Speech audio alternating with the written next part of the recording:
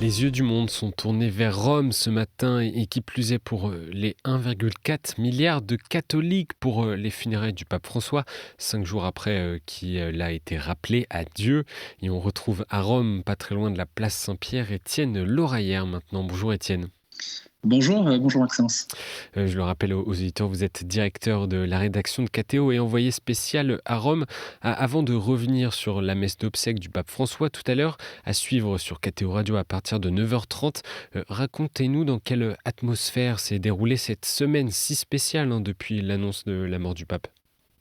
Eh bien déjà ce matin, je peux dire qu'il y a beaucoup de monde qui se dirige vers la place Saint-Pierre, qui a commencé à se remplir. Tout le quartier a été bouclé dès hier soir, interdit à la circulation pour permettre à toutes les personnes qui le désirent de pouvoir rejoindre à pied facilement la place Saint-Pierre. Et le flux continue et continue. Le groupe qui arrive là ont convergé vers Rome ces derniers jours, tout au long de la semaine, des dizaines de milliers de personnes. Et même si ce n'est pas inhabituel à Rome, c'est très touchant de mesurer l'universalité de l'Église par la diversité des langues, des origines et des cultures. Et je peux vous dire aussi, cela m'a frappé de rencontrer beaucoup de croyants d'autres religions venir rendre hommage au pape François, souvent dans la discrétion. Hmm. Donc son appétence également pour le dialogue interreligieux. Les fidèles ont pu se recueillir près du corps du pape de mercredi midi à vendredi soir. Il y avait également beaucoup de monde. Oui, le Vatican a indiqué hier soir que 250 000 personnes ont pu venir se recueillir près du cercueil ouvert du pape François, déposé mercredi matin devant l'autel de la confession de la basilique Saint-Pierre, l'autel majeur, qui se trouve au-dessus de la tombe de l'apôtre Pierre. Et j'ai rencontré beaucoup de personnes avec de l'émotion, c'est certain, mais surtout venant rendre hommage personnellement au pape François qui a marqué leur vie par ses propos simples et compréhensibles. Je crois qu'il a pu toucher, éclairer la manière d'être chrétien, de vivre leur vie en chrétien, de s'engager comme chrétien.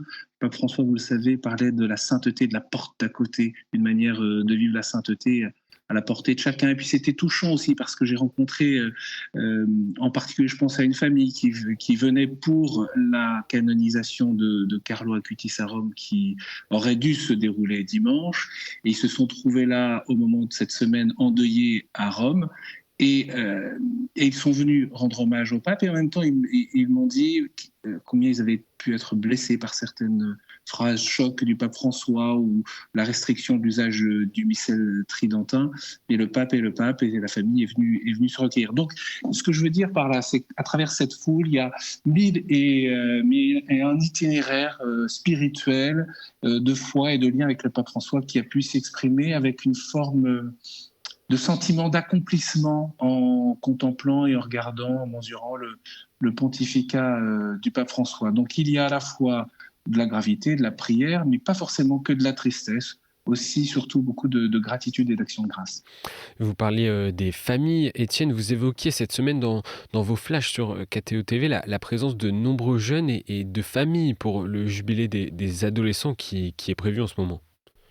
Oui, c'est vrai, depuis vendredi et jusqu'à dimanche, 80 000 adolescents avaient rendez-vous à Rome pour leur démarche jubilaire. Alors, leur pèlerinage a été bouleversé par la mort du pape. Ils l'ont appris avant même de partir. Et je crois que beaucoup, peut-être la plupart, ont maintenu ce voyage, même si le programme a été légèrement modifié, notamment les parties les plus festives ont été annulées. Mais il y a eu la possibilité de passer la porte sainte de la basilique Saint-Pierre dans un premier temps, puis ensuite de venir rendre hommage au pape François. Et beaucoup de jeunes ont pu faire la queue tout au long de ces très longues heures ici, puisque la basilique a été ouverte jusqu'à 5h30 la première nuit, puis 2h30 la seconde, et puis passer les autres portes saintes dans les basiliques et également à Sainte-Marie-Majeure. Donc c'est vrai que ça donne une atmosphère aussi très particulière de voir toute cette jeunesse, en plus des jeunes qui ont fait l'expérience des JMJ avec François et qui ont souhaité être présents. Ouais, ça doit être particulier de voir tous ces jeunes à Rome. Donc le pape François va être inhumé ce matin. Il y aura ses funérailles à partir de 9h30. Le pape François a souhaité une cérémonie simplifiée. Comment ça va se passer, Étienne ? Oui, tout à fait simple. Il y a quelques simplifications, mais la messe d'obsèques demeure une grande célébration solennelle avec ce que la liturgie latine et romaine s'est déployée pour inviter à la prière et dire le mystère et permettre au peuple de Dieu de vivre la rencontre avec Dieu. La simplification, par exemple, elle s'est perçue à travers l'exposition du corps du pape François, par exemple, puisque le pape François a choisi de simplifier. Il n'y a plus qu'un double cercueil de zinc et de bois au lieu d'un triple cercueil auparavant. Le corps a été présenté dans le cercueil et non sur un catafalque dans la basilique Saint-Pierre, comme pour les évêques, l'indiquait le pape François. Voilà, à travers ces quelques marques, on voit la simplification du rite souhaité par le pape François, avec aussi dans la liturgie des prières les termes de pape, évêque de Rome ou encore pasteur ou pontife romain qui sont préférés à celui de souverain pontife. Le but de François, c'est de montrer le défunt pape en pasteur et disciple du Christ et non en homme puissant de ce monde. Et c'est le cardinal Giovanni Battista Re, le doyen du Collège des cardinaux, qui va présider la messe. La célébration de fermeture du cercueil s'est déroulée hier à 20h, comme annoncé, selon le rituel pour les funérailles des pontifes romains, présidé par le cardinal camerlingue Kevin Farrell. Vous le savez, la fermeture du cercueil, c'est aussi l'adieu au visage avec les chants de psaumes. Et puis, on dépose un voile de soie blanche sur le visage du pape défunt. D'ailleurs, c'est un rite qui peut avoir lieu et qui se déroule, qui est proposé par l'Église pour l'ensemble de défunts. Puis, spécifiquement pour le pape François, est déposé dans le cercueil une bourse contenant les monnaies frappées à l'effigie du pape durant son pontificat. Et le Rogito, c'est un bref texte qui résume la vie et les œuvres importantes du pape enroulées dans un tube de métal avant que le cercueil de zinc ne soit soudé, puis des seaux scellent le cercueil et refermés aussi par le couvercle du cercueil en bois. Et il y a une singularité également après cette messe d'obsèques, c'est la procession du cercueil entre la basilique Saint-Pierre et la basilique Sainte-Marie majeure. Expliquez-nous. Oui, alors juste avant le départ de la place Saint-Pierre, je signale cette très belle séquence qui est proposée par la liturgie de l'Église et en particulier le rituel pour les pontifes romains. Après la communion des fidèles, il y a le très beau rite final de l'Ultima Commendatio et la Valedictio, le dernier adieu et la recommandation à Dieu avec la supplique de l'Église de Rome, avec la grande litanie des saints et puis la supplique des églises orientales. Ensuite, le cercueil quittera à la place Saint-Pierre, il passera par la basilique, et puis ensuite, comme vous l'avez dit, il y aura un long convoi funèbre jusqu'à la basilique Sainte-Marie majeure sur un parcours de près de 6 km dans les rues de Rome, le long du Forum, de la Rome antique, du Colisée, avant d'arriver au lieu de sépulture. Et pourquoi a-t-il fait le choix d'être inhumé à la basilique Sainte-Marie majeure ? Alors figurez-vous, Maxence, que l'archiprêtre coadjuteur de la basilique mariale l'a raconté hier aux médias et nous y étions. C'est lui qui a suggéré au pape François, car le Saint-Père s'est rendu plus de 120 fois dans cette basilique, avant, après ses voyages apostoliques et dans de nombreuses occasions.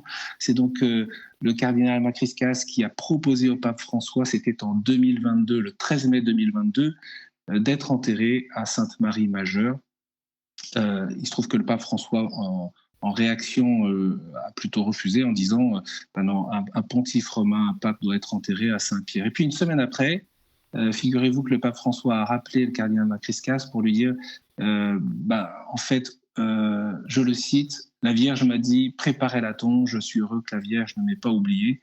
Et après, il a demandé au cardinal Makriskas de prendre les dispositions pour préparer le lieu de la sépulture. Et dans la suite, en juin 2022, François rédige son testament qui a été rendu public après sa mort. Et il donne des indications très précises sur l'emplacement du lieu d'inhumation.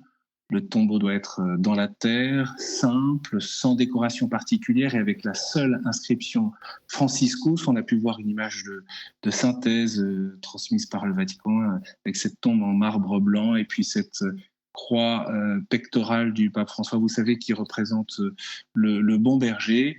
Et ce lieu de sépulture repose tout à côté de la chapelle où se trouve la Salus Populi Romani. C'est la plus ancienne icône mariale dans l'église d'Occident et qui est vénérée ici dans cette église de Sainte-Marie majeure. Et c'est là où le pape François venait prier si souvent.